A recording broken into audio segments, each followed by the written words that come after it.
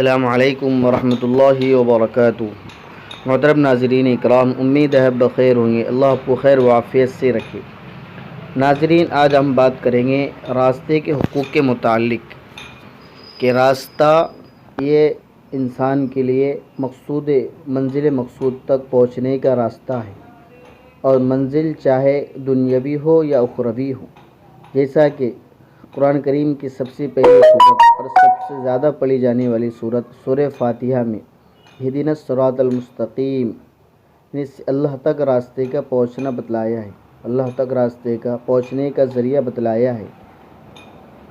تو راستے کے نبی کریم صلی اللہ علیہ وسلم نے حقوق بھی بیان فرمائی ہے۔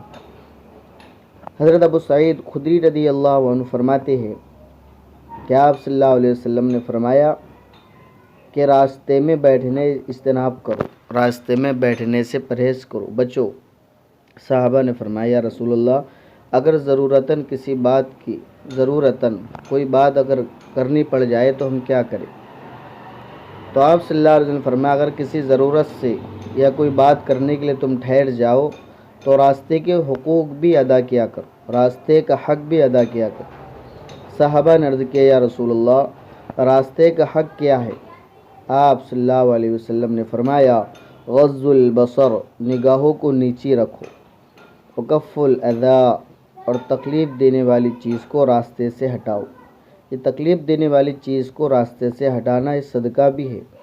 اگر ہم کوئی چیز ہٹا دیتے ہیں تو اللہ کی اس پر مغفرت کی بشارت بھی ہے، اور ایک آدمی ہے اس کے اکاؤنٹ میں کوئی نیکی نہیں، پورا خالی ہے، لیکن وہ راستے سے اگر کوئی درخت کاٹ دیتا ہے تو وہ اللہ رب العزت اس کو جنت میں داخلہ عطا فرماتے ہیں۔ اللہ کے رسول صلی اللہ علیہ وسلم نے فرمایا کہ ایک شخص نے راستے سے تکلیف دینے والی چیز کو ہٹایا، اللہ نے اس کی مغفرت کر دی۔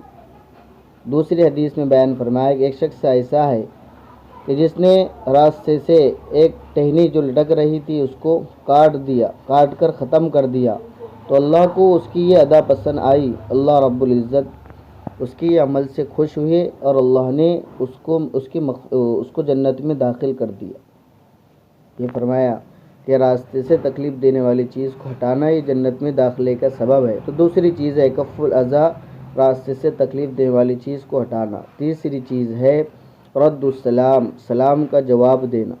چوتھی چیز ہے وہ امر بالمعروف، بھلائی کا حکم کرنا، نیکی کا حکم کرنا، ونہی عن المنکر، اور برائی سے روکنا۔ یہ 5 حقوق ہیں راستے کے، بخاری شریف میں اس کو ذکر کیا گیا ہے۔ اللہ ہمیں راستے کے حقوق ادا کرنے کی توفیق عطا فرمائے۔ والسلام علیکم ورحمۃ اللہ وبرکاتہ۔